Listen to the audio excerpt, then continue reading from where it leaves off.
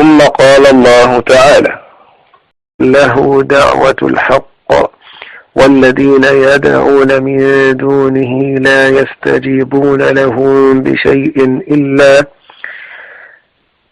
إلا كباسط كفيه إلى الماء ليبلغ فاه وما هو ببالغه وما دعاء الكافرين إلا في ضلال.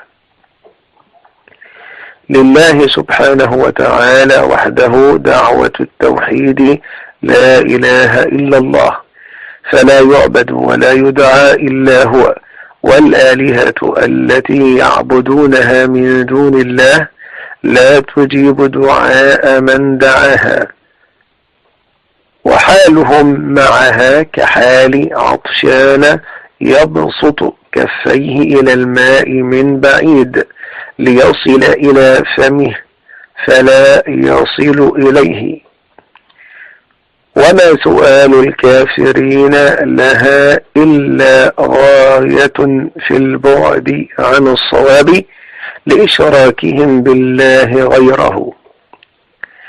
له دعوة الحق، أي له سبحانه وتعالى وحده الدعوة الثابتة الواقعة في محلها المجابة عند وقوعها، والإضافة للإيذان بملابستها للحق واختصاصها به، وكونه بمعزل من شائبة البطلان والضياع والضلال، كما يقال كلمة الحق.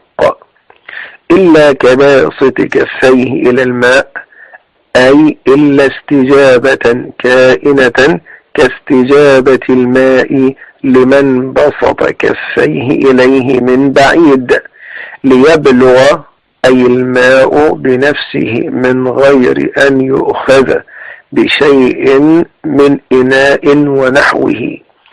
فاه وما هو، أي الماء ببالغه، أي ببالغ فيه أبدا، لكونه جمادا لا يشعر بعطشه ولا ببسط يده إليه، فضلا عن الاستطاعة لما أراده من البلوغ إلى فيه.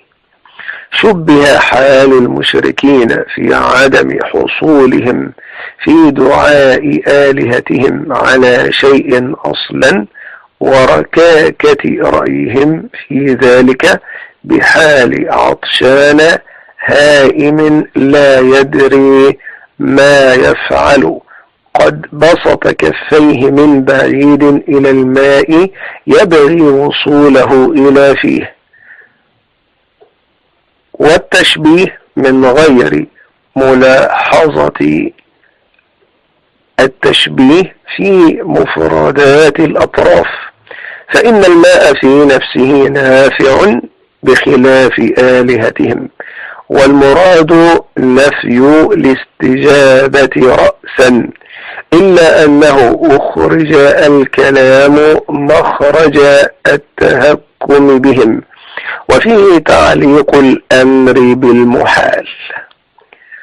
فكما أن الماء لا يستجيب لمن بسط كفيه إليه فلا يبلغ فاه، فكذلك آلهتهم لا تستجيب لهم أبدا. وما دعاء الكافرين إلا في ضلال، أي إلا في ذهاب وضياع وخسار.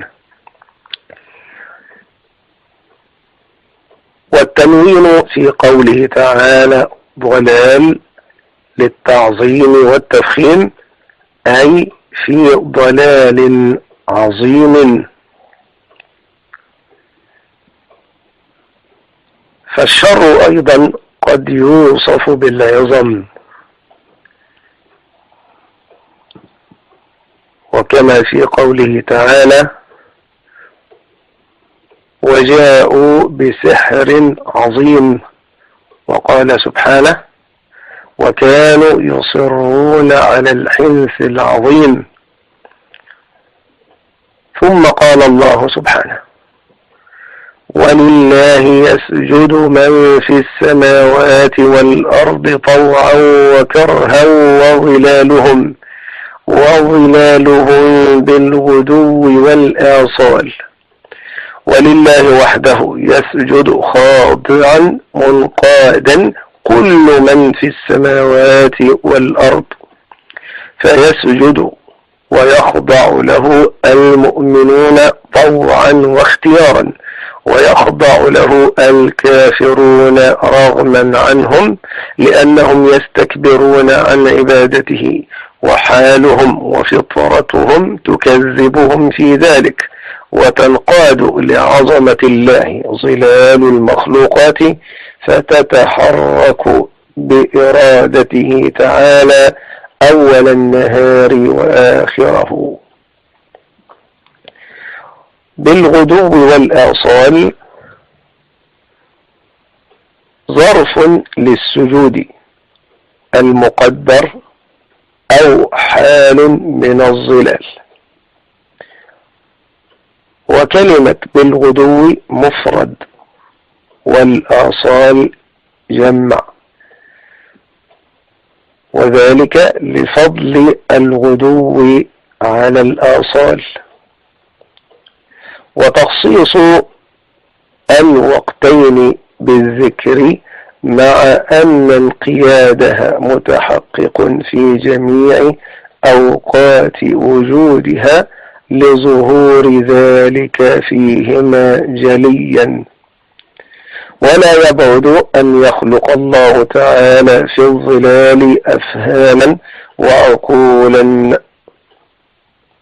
بها تسجد لله تعالى كما خلقها، أي الأفهام والعقول، للجبال حتى اشتغلت بالتسبيح وظهر فيها آثار التجلي، كما في قوله تعالى: فلما تجلى ربه للجبل جعله دكا. وتخصيص انقياد العقلاء بالذكر مع كون غيرهم أيضا كذلك، لأنهم أي العقلاء العمدة في الطاعة والخضوع والسجود لله سبحانه. وانقيادهم أي العقلاء دليل انقياد غيرهم،